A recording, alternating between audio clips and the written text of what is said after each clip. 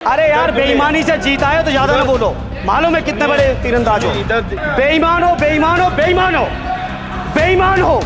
मैं कहना चाहता हूँ IIM IIT के नौजवानों को रोजगार नहीं दे पा रहे हो। आप सोच रहे हो इंटर्नशिप के इस छोटे से शगुफे से नौजवान खुश होंगे? देश के नौजवान खुश होने वाले नहीं है। लोकसभा में आजमगढ़ से समाजवादी पार्टी के सांसद धर्मेंद्र यादव ने मोदी सरकार पर जमकर हमला बोला। इस दौरान उन्होंने कई मुद्दों को लेकर सरकार को घेरा और बजट 2024-25 को लेकर भी सरकार पर सवाल खड़े किए। सपा सांसद धर्मेंद्र यादव ने एनडीए सरकार के 11वें बजट को लेकर कहा कि इसमें सभी वर्गों की उपेक्षा की गई है।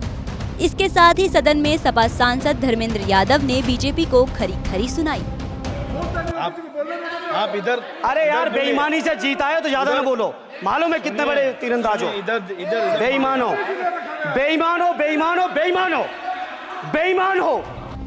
इसके साथ ही उन्होंने शिक्षा के प्राइवेटाइजेशन और उद्योगपतियों पर भी सवाल उठाए। उन्होंने कहा कि अनुसूचित जनजाति का एक भी व्यक्ति देश में अरबपति नहीं है। बीजेपी की सरकार में पुरानी पेंशन की कोई चर्चा नहीं है। मैं कहना चाहता हूँ IIM IIT के नौजवानों को रोजगार नहीं दे पा रहे हो। आप सोच रहे हो इंटर्नशिप के इस छोटे से शगुफे से नौजवान खुश होंगे? देश के नौजवान खुश होने वाले नहीं है। सभापति महोदय, शिक्षा के मसले पर लगातार बजट घटाया जा रहा है, लगातार सरकारी शिक्षा कम की जा रही है और ये बीजेपी की सरकार की लगातार प्रयास है कि नौजवान शिक्षित होंगे तो सवाल पूछेंगे। देश की JNU से लेके BHU से लेके MU से लेके जितने बड़े संस्थान हैं, सारे संस्थानों को बर्बाद कर दिया है। एक भी दलित, एक भी पिछड़े, कहीं आपका वाइस चांसलर नहीं है। लगातार जितने भी आपके professor, associate professor, assistant professor की नियुक्तियों में RSS का जब तक कोई फंडामेंटल कोर्स नहीं करेगा, बेसिक कोर्स, तब तक उसकी नियुक्ति नहीं होगी। आप क्या सोच रहे हो देश नहीं देख रहा है नौजवान? UGC का बजट लगातार कम किया जा रहा है।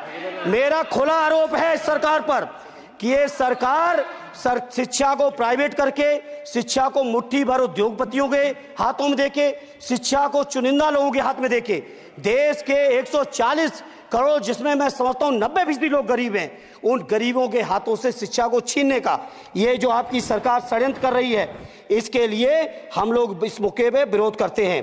लगातार फीस बढ़ा रहे हैं, शिक्षकों की कमी है, रोजगार आप दे नहीं पा रहे हो। साथ ही साथ उन्होंने बजट पर भी कई सवाल उठाए। आजमगढ़ से लोकसभा सदस्य ने कहा, एनडीए सरकार ने 11वां बजट पेश किया है, लेकिन इसमें सभी वर्गों की उपेक्षा की गई है। यह सरकार गरीब विरोधी, किसान विरोधी, बुनकर विरोधी, युवा विरोधी, दलित और पिछड़ा विरोधी है। उन्होंने आरोप लगाया कि सरकार आरक्षण खत्म करने का षड्यंत्र कर रही है।